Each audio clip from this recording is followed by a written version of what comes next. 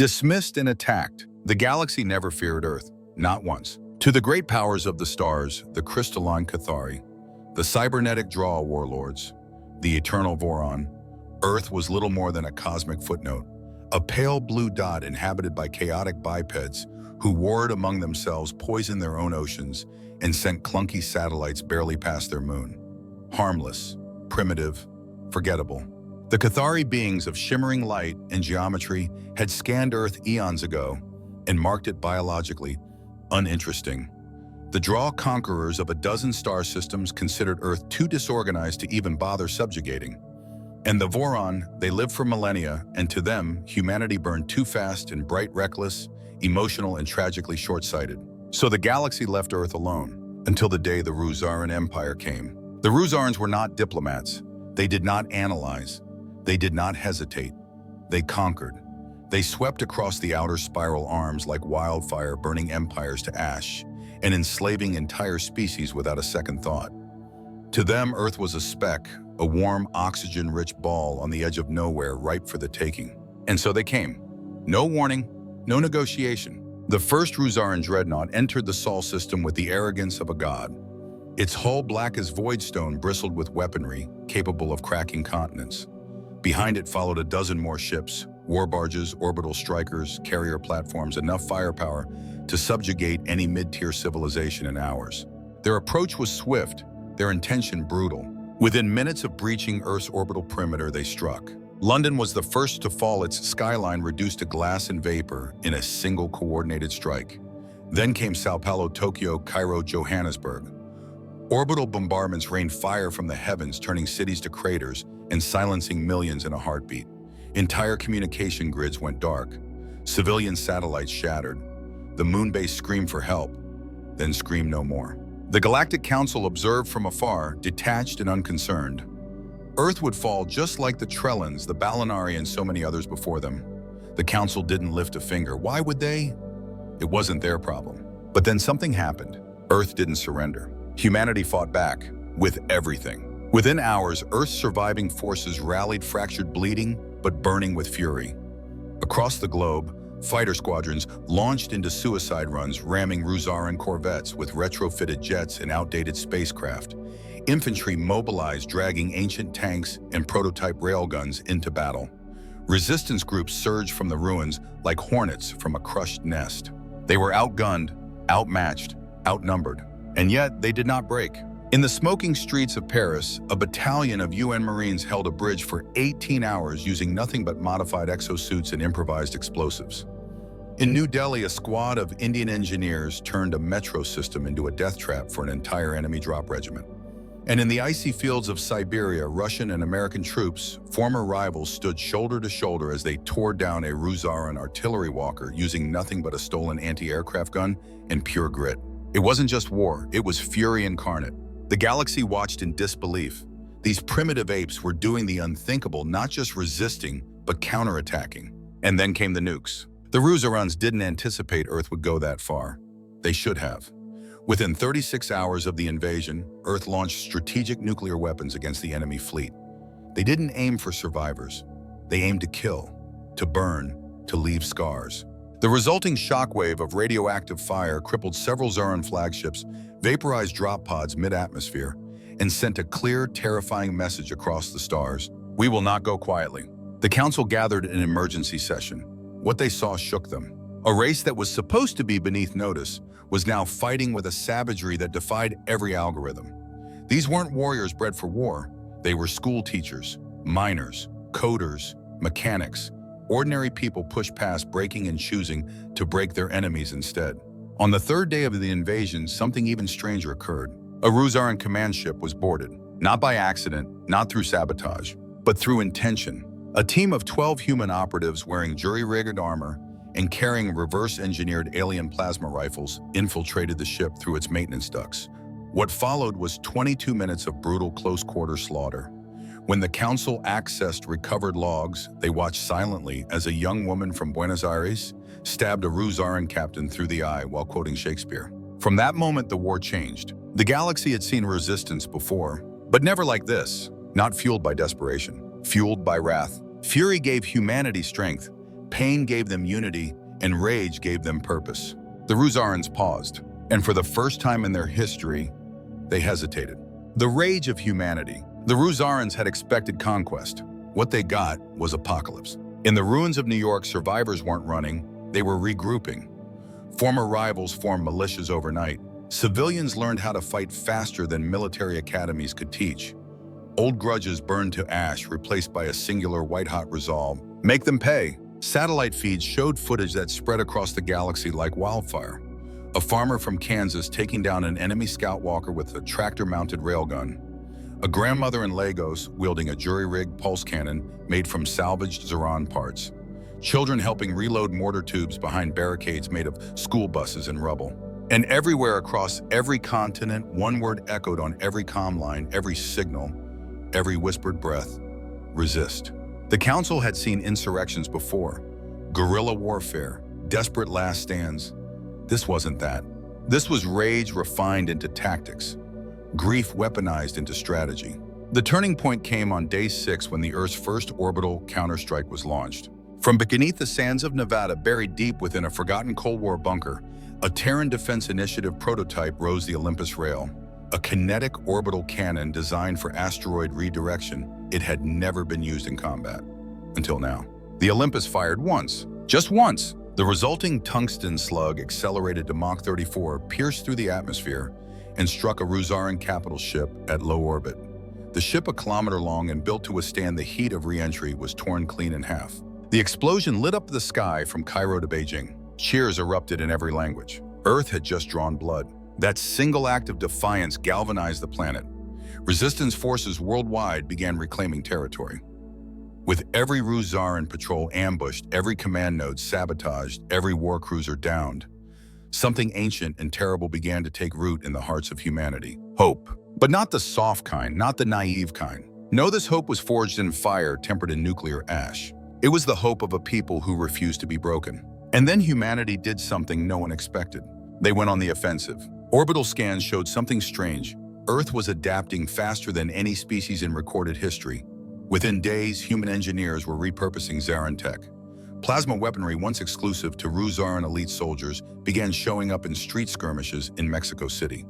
Cloaking tech, once thought impossible for a Tier 2 species, was reverse engineered in underground labs in Berlin and distributed to guerrilla cells within hours. What took other civilizations centuries to master, humans cracked in days. Council scientists were baffled.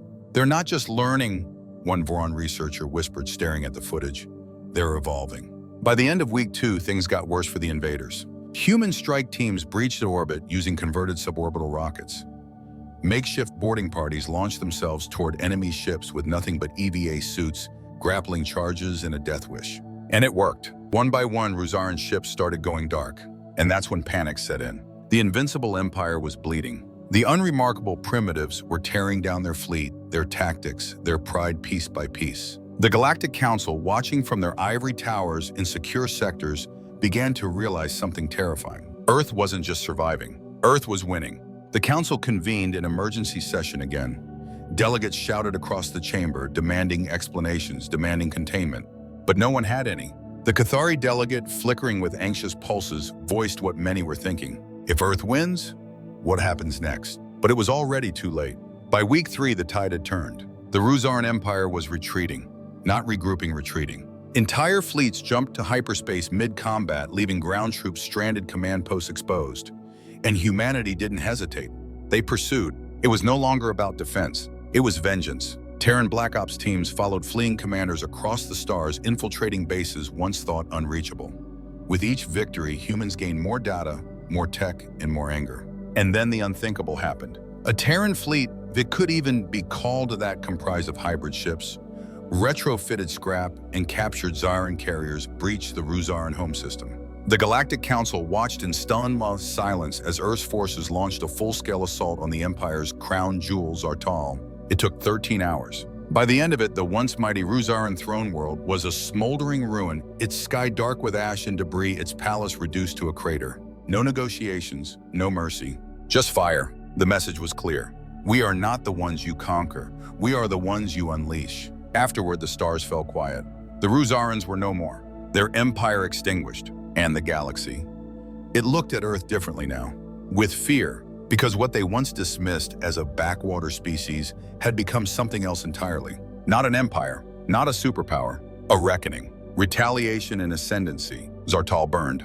Where once stood the capital world of the Rewrote Empire, seat of power hub of tyranny, symbol of domination, now remained a radioactive graveyard, its atmosphere cracked by kinetic strikes and orbital bombardment.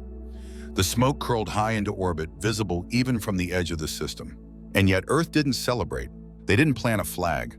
They didn't broadcast victory speeches. They simply left. The fleet vanished into the stars, their message scorched into the soil. We end wars, we don't parade. The galaxy went silent. The Cathari called an emergency summit. So did the Voron and the Draw. The Council's grand chamber, once filled with centuries of bureaucracy and arrogance, now buzzed with whispers, dread, and a single unspoken question. What have we done? The answer came days later. A transmission beamed from Earth's newly reconstructed capital. It was brief, just 2 words burned into subspace and laced with an encryption that even the Draw warlords couldn't crack. We remember. It wasn't a boast, it was a warning. And the galaxy took it seriously. For the first time in eons, ancient rivalries were set aside. Armies stood down. Star empires began redrawing maps not to expand, but to avoid the Terran reach, a vast radius now forming around Earth, unofficially declared untouchable. No one said it aloud, but everyone understood. You don't poke the bear. The Council extended an olive branch cloaked in political theater.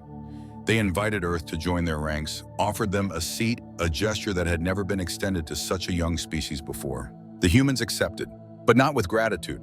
They came in force. Ambassador Adrian Wells walked into the Galactic Council chamber, wearing a dark Terran formal uniform, not for show, but as armor. Flanked by 2 guards, his face unreadable, he scanned the room with cold precision. You watched as Earth burned, Wells said, not waiting to be introduced. His voice cut through the silence like a blade. You counted us out. You called us primitives. And now you fear us. None denied it. He continued, tone sharpening with every syllable. Let me be clear. We are not here for diplomacy. We are here to ensure this galaxy never forgets what silence cost us. The room bristled with tension. The Draw warlord shifted in his throne of metal and fleshed mechanical eyes whirring. The Cathari shimmered dimly. No one interrupted. We accept your seat, Wells said, but we will not bow, ever. And with that, humanity entered the Council not as a member, not as a junior voice, as the voice. From that day forward, things changed. When pirate fleets struck outer colonies, Earth responded before the Council could finish debating. Terran ships, sleek, aggressive, and cold-blooded, warped into hostile zones with surgical precision. Within hours, entire slaver fleets were reduced to slag. When corrupt empires exploited fringe world species, human marines landed on foreign soil and removed governments. Some species called them protectors, others vigilantes, but none dared call them weak. And humanity didn't stop there. Behind closed doors, Earth's brightest minds, now unified under the Terran Defense Initiative, began integrating alien technologies at a staggering rate. Terraforming protocols improved overnight. Interstellar drive systems leapt decades ahead. Even Draw neurotech was enhanced, not copied. As the galaxy stagnated, Earth adapted. And quietly, dangerously, they prepared. Because Earth hadn't forgotten something vital. The Ruzarans were just the beginning. For all their brutality, they were still understandable. They had armies, ships, strategy. They were familiar. But something else was stirring. Something older. Out in the uncharted fringe, far beyond the reach of Council maps, ships were vanishing. Colonies going silent. Distress signals cut short mid-sentence. First a few freighters, then outposts, then entire sectors. At first the Council dismissed it. Pirates, navigational errors, system failures. But Earth recognized the pattern. It was the same mistake the galaxy made when ignoring their own cries. Now humanity listened harder than anyone else. The Terran Deep Recon program was activated. No fanfare, no announcement. Just shadow fleets and Black Ops units dispatched into the dark. Listening, watching, probing. And what they found changed everything. The derelict colony ship, the missing crew, the walls etched with words that didn't belong. It sees, it waits, it knows. Panic began as a whisper among Earth's high command, but it grew fast. The footage leaked, whether intentionally or not. And every single human who saw it understood. They weren't done fighting. They were just getting started. The silence in the stars. At first, it was just background noise, static, missed check-ins, late supply freighters, the kind of operational hiccups that were common on the galactic fringe places where systems drifted in and out of the signal range, and pirate raids were still plausible. The Galactic Council has always looked the other way. Too far, too inconvenient, too small to matter. But Earth watched. They always watch now, because humanity understood what silence truly meant. It began in the Varelsian expanse. 3 colonies, gone dark in under a week. No distress beacons, no survivors. Only a handful of garbled transmissions shrieked strange symbols, and a final whisper that froze Earth-East analysts in their chairs. They're already inside. Then came the Dead Orbit Station. Located near the gravitational edge of a collapsed dwarf star, it served as a deep space listening post, manned by both Voron and human scientists. When contact was lost, Earth dispatched a scout ship within hours. What they found was worse than nothing. The station was intact, lights flickering, power low, but every crew member was gone. Not dead, just gone. Meals half-eaten, consoles mid-input, beds still warm, no bodies, no signs of struggle, as if existence itself had forgotten they'd ever been there. The Council dismissed it as another anomaly, a failed jump, temporal feedback, radiation poisoning. But Earth had seen this before. Not the details, not the cause, but the absence, the kind of emptiness that didn't just kill. It erased. In response, the Terran Defense Initiative activated Protocol Blacklight, a standing order to investigate and, if necessary, contain unknown existential threats. Dozens of reconnaissance ships vanished into the dark. Only 3 returned. And all 3 carried fragments of the same message scratched into bulkheads, carved into crew helmets, etched into ship hulls. It sees, it waits, it knows. That was when the Council finally took notice. But it was already too late. Entire sectors were disappearing, not falling, not being invaded. Vanishing, planets gone, stars missing, even gravity wells obliterated from reality. The Cathari lost an entire cradle world, Amthari Prime, where their species first gained sentience. One moment it was a shimmering city of crystalline light. The next, its coordinates led to empty blackness. No wreckage, no survivors, not even a memory in the records, as if it had never existed. The Voron screamed warnings from their sanctuaries, whispering of ancient stories never told aloud. Legends of empires devoured not by war but by forgetting. Civilizations stripped from reality, not conquered, but unwritten. The Draw War clans, for the first time in 10,000 years, stopped fighting each other. That was the true sign of horror. And Earth began preparing. While the rest of the galaxy panicked, Terran command centers hardened. Orbital shields powered up. Mars became a military forge world overnight. Underground bunkers, once cold relics of the nuclear age, roared back to life beneath the surface of every major city. Humanity had faced extinction once. They wouldn't survive by chance a second time. They would endure by design. And in the deepest, most secure facility on Earth, something new stirred.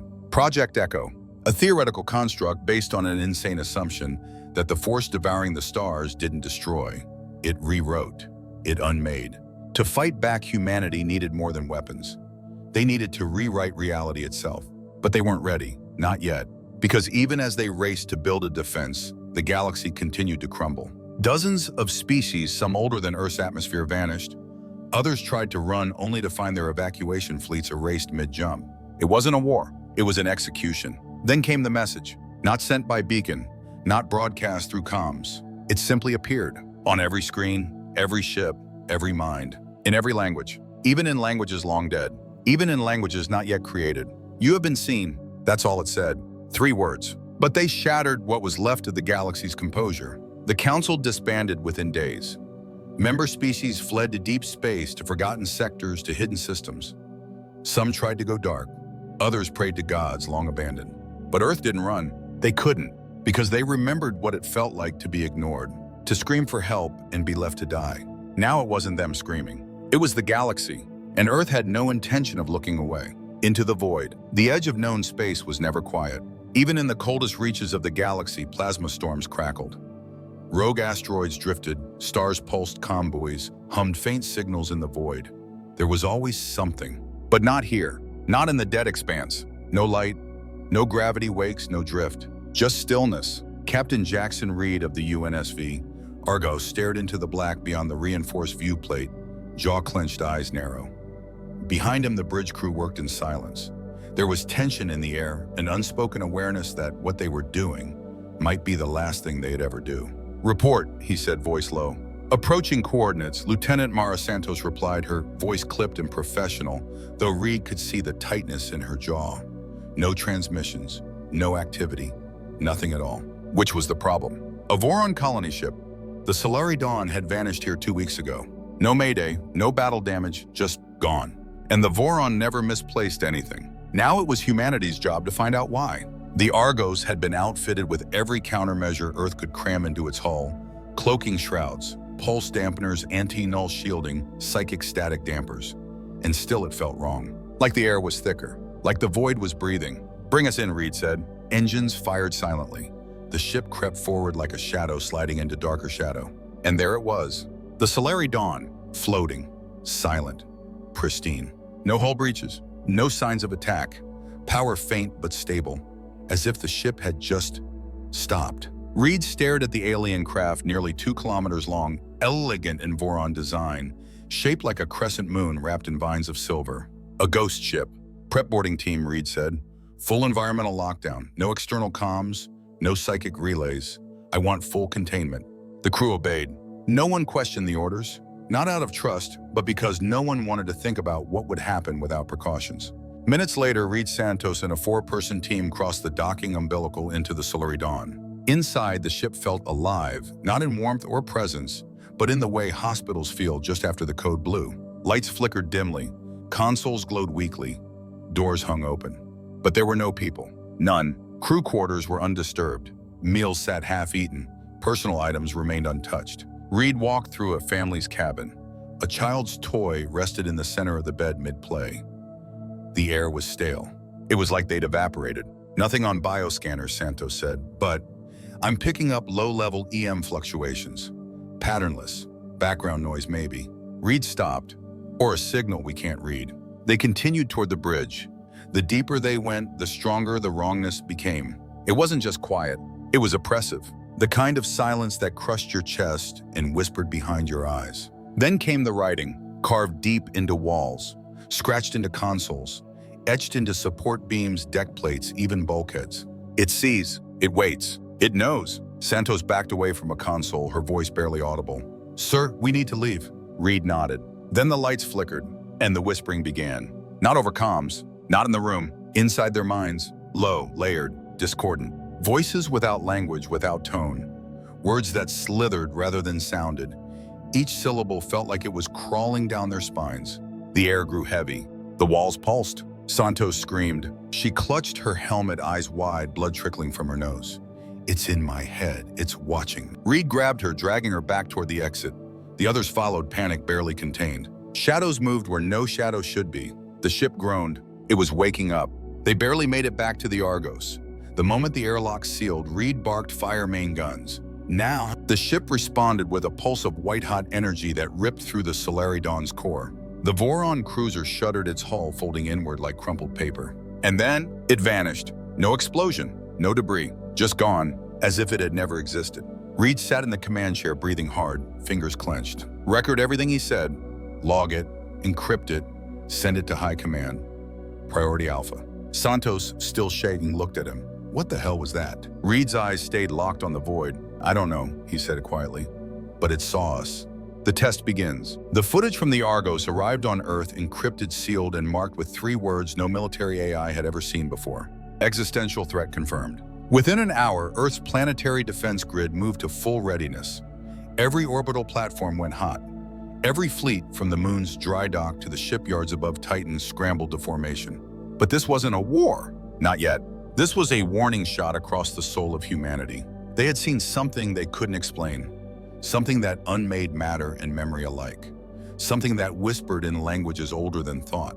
And now it had whispered back. High Marshal Jackson Reed stood in the war room, buried beneath Olympus Mons on Mars, deep within the Terran Defense Initiative's most secure facility. He stared at the silent hologram of the Solari Dawn, now marked as Red 0 on every planetary map. "What do we do?" someone finally asked. Reed didn't speak at first. His eyes were locked on the words carved into the ship's bulkhead, now displayed across every screen. "It sees, it waits, it knows." He turned to Dr. Arthur Liang, TDI's lead xenothreat researcher. "You said you had a theory." Liang hesitated. It's not a theory, it's a guess, a very dangerous one. Let's hear it. Liang stepped forward, face-pale fingers twitching from too much caffeine and not enough sleep. What if this entity, this force, isn't killing species in the traditional sense?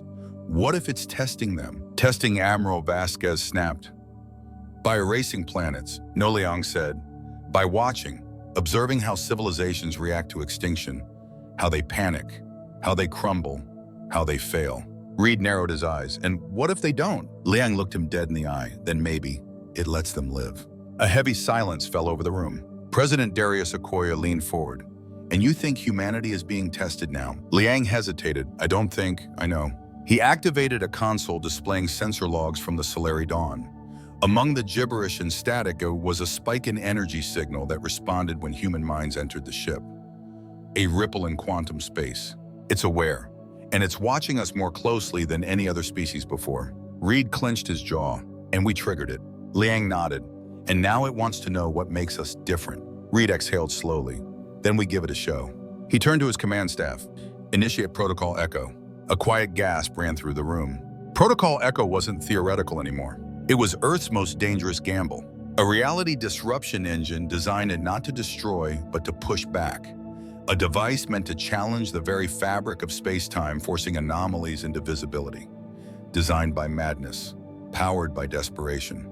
Built for this. Within hours, the UNSV Valiant, Earth's most advanced warship, was prepped and launched. Its mission deploy Echo into the void to the exact coordinates where the Solari Dawn vanished. Its crew handpicked veterans, scientists, believers, and madmen. At the helm, High Marshal Jackson Reed himself. The galaxy watched from hiding. The Council was gone. The major empires had fled into shadow, too terrified to act. Only Earth, only humanity had the will to face the unknown. As the Valiant reached the edge of reality, the crew grew silent. No stars, no coordinates, only blackness. Reed stood at the bridge, staring into that endless dark. Activate Echo, he said. The ship trembled as the device powered on, humming with energies even their sensors couldn't classify. A pulse of warped space rippled outward like a pebble dropped into the fabric of existence itself. For a moment, nothing. Then came the screaming, not through the comms, not from the crew, but from inside their minds. Thousands of voices, wailing, howling, speaking in overlapping harmonics that no translator could process. The hull groaned, consoles shorted, lights flickered. And then reality tore. Not a portal, not a jump gate, a wound. And something looked back. Not a being, not even a presence, just eyes. Uncountable, unfathomable. Each one larger than a city, yet somehow burning behind Reed's eyes. He felt his thoughts unravel. His knees buckled. Blood trickled from his nose. Show us. The words weren't spoken. They were declared, stamped across the bones of everyone aboard. And then, silence. The void closed. The Valiant drifted, engines dead. The stars were gone. The ship, alone. Reed stood slowly, his chest heaving. And then a whisper cut through the static on every deck, on every screen. Just one word. Survive. Rewriting reality. The Valiant drifted in silence. No stars, no planets, no comms. Just a darkness so deep it pressed against the mind, a cold weight that smothered every sense of direction, of time, of being. Captain Jackson Reed stood at the center of the bridge, still breathing, still thinking barely. His mind screamed to make sense of what had happened. They had activated Echo, and the universe had blinked. Now they were somewhere else. Or maybe nowhere at all. Status, Reed rasped. Lieutenant Santos didn't look up. Her eyes were wide, unfocused scanning systems that flickered between operable and dead. Partial power, life support holding, engines, rebooting, navigation offline. Reed turned to Dr. Liang, who sat hunched over the Echo control console, fingers twitching. Where are we? Liang's voice cracked. Between what? Between what was and what's left. Reed didn't need a deeper answer. He already knew. They weren't just lost. They were being watched, not with curiosity, but with calculation, like a test subject in a maze. And Earth never liked being tested. Is Echo operational? Reed asked. Barely, Liang said. But we learned something. Every time we activate it, the environment reacts. The void adjusts, pushes back. It's not just observing us. It's trying to understand how we break. Reed's jaw tightened. Then we don't. He turned to Santos. Get me every piece of data from that last pulse. I want to push again. Sir, she said, voice low. If we fire Echo again, we might not survive what comes next. That's the point. Reed's voice was steel. We've seen what happens when species curl up and wait to die. They vanish, forgotten. He looked around the bridge, but not us. We fight, we adapt, we rewrite the rules. That's what they're afraid of. Liang stared at him. If we push back hard enough, we might tear open something we can't close. Reed nodded. Good. The order was given. Echo powered up. The ship trembled. Space itself twitched. And this time the void screamed. Not sound, not vibration, but a presence ancient, furious, confused. Reality around the Valiant bent stretched, contorted like a reflection on rippling water. Lights exploded, metal groaned, consoles burst into sparks. And then something answered. A voice, not the unseen, something older, something buried. We remain. The words echoed through the bridge, not spoken but imposed. Santos gasped. That came from inside the void. Liang's eyes widened. It's not just us in here. They looked to the main display. Streams of data appeared from nowhere, faint signals overlapping comm bursts in a dozen extinct languages. Some over 10,000 years old. Distress calls, Santos whispered, from species that aren't supposed to exist anymore. The Valiant wasn't alone. It had fallen into a graveyard of empires, and some weren't dead. Reed clenched his fists. Then let's wake them up. He gave the order. Echo surged to full power. This time it wasn't a pulse. It was a scream back into the dark. A challenge, and the void cracked. The Valiant shook violently. Outside, the whole space shimmered like broken glass. Shadow shapes writhed just beyond perception. Creatures, memories, remnants. Whatever they weren't just fading anymore. They were resisting. Echo reached resonance. A blinding light cut across the black, ripping through the void like lightning through tar. And then, planets blinked back into being. Fleets flickered into existence. Ships long thought destroyed reappeared hulls. Scarred crew frozen in time. Eyes wide in horror and then awakening. Species thought extinct roared back into life. And the void, it screamed, not with rage, but with fear. Santos shouted, "We're being hit, massive energy wave." The ship groaned, metal screaming. And then out of the chaos, they saw it. The unseen, not a being, not a ship. A shape that didn't belong. A wound in reality, shifting, watching. And then it spoke again. "You have changed the outcome." Reed stared straight into it, every neuron in his brain begging him to look away. But he didn't. "You tested us," he growled. "Now it's our turn." And he gave the last command. Echo full inversion. The machine howled. The Valiant convulsed. And the void shattered. What we become. The void cracked open like shattering obsidian. A surge of raw energy pulsed through the Valiant warping decks, frying sensors and distorting time itself. The crew screamed not in pain but in existential recoil as reality surged back around them, like a tide of memory reclaiming forgotten shores. And then, silence, followed by stars, thousands of them. The Valiant reappeared in real space above the solar system, right where Earth had been watching. The command deck was barely functional, flickering with exposed wires and half-dead systems. Yet the crew still breathed, still moved, still lived. Captain Jackson Reed stood slowly, his hands braced on the console, knuckles bloodied but unshaking. "We're back," Santos whispered, eyes locked on the readouts. "Sir, we made it." Reed turned to Liang, who stared at his own console with glassy eyes. "No," the scientist muttered. "We didn't just come back." He turned the screen toward the captain.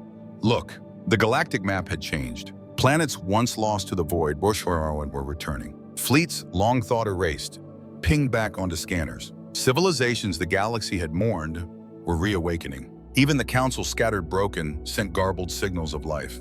And the void, gone, not silent, not waiting, just absent, as if it had lost. Reed didn't speak. He didn't need to. The truth was self-evident. Humanity had passed the test. And not just survived it, they had shattered it. Across the galaxy, the implications unraveled like a shockwave. The Vors, hiding in bunkers on their fractured moons, wept as they watched their capital world flicker back into the sky. The Draw warlords, surrounded by the wreckage of their own failed militarism, fell to their knees in front of returned battle siblings. The Cathari gathered in silence beneath their crystal spires, humming harmonics of awe. And all of them looked to one place, Earth, the planet that had once been forgotten, mocked, dismissed, now reborn as a species that rewrote reality. The message came first. A single encrypted pulse, no pomp, no title, just the final line from Reed's final log entry aboard the Valiant. "We saw the abyss, and we made it blink." The galaxy felt it like a detonation. Humanity wasn't feared anymore. They were believed, not because of power, but because they had stood where no one else could and come back changed. Not monstrous, not divine, but aware. Within days, the remnants of the council reconvened, not to offer Earth a seat this time, but to ask a question. What happens now? Ambassador Adrian Wells returned to the council chamber this time, not with defiance, but with fire in his eyes and silence behind every word. He stood alone in the center of the Grand Rotunda, and then he spoke. "We do not come to lead," Wells said. "We come to warn. The unseen is not gone, only scattered, wounded. It was not a god, it was a mirror. And when it looked into humanity, it saw something it could not understand. Choice." He stepped forward, each word falling like a hammer. "We are not the strongest, not the wisest, not the oldest. But we are the ones who choose to change, to fight, to rise." His voice sharpened.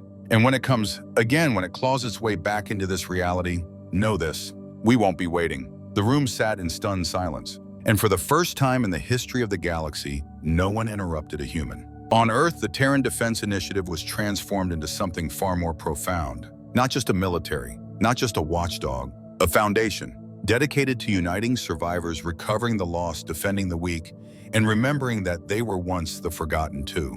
The Echo program continued in secret, evolving into something no longer bound by laws of physics alone. Not a weapon, a signal, a beacon to all who would resist the silence. And far beyond the edges of mapped space, where whispers still curled in the dark, and the fabric of reality still carried faint scars, a message was etched into every pulse, every anomaly, every shiver of unnatural stillness. "We remain." Reed stood once more on the bridge of the Valiant, now fully restored, orbiting Earth beneath the glittering light of its moon.